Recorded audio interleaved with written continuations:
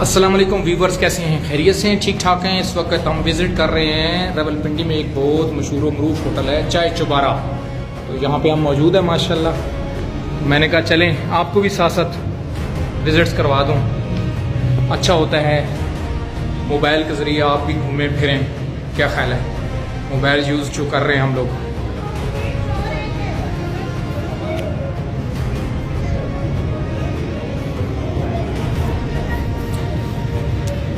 Number 2 कर दें। माशाल्लाह इसके अंदर चिकन टिक्का है, रोल पराठा है और क्या मिनरल वाटर है, ड्रिंक है 250 ml, पेप्सी है,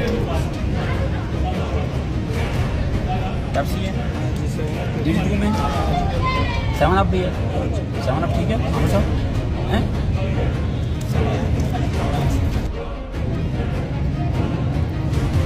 कौन सा होटल है? ये चाय चुबारा है जी, माशाल्लाह बड़ा खूबसूरत, बड़ा बेहतरीन नज़ारा है इसका। चाय चुबारा और बेहतरीन नज़ारा है। और यहाँ पे आप लोग आ सकते हैं अपनी टीम के साथ, अपनी फैमिली के साथ और एंजॉय कर सकते हैं। बड़ी अच्छी इनके पास आप करें।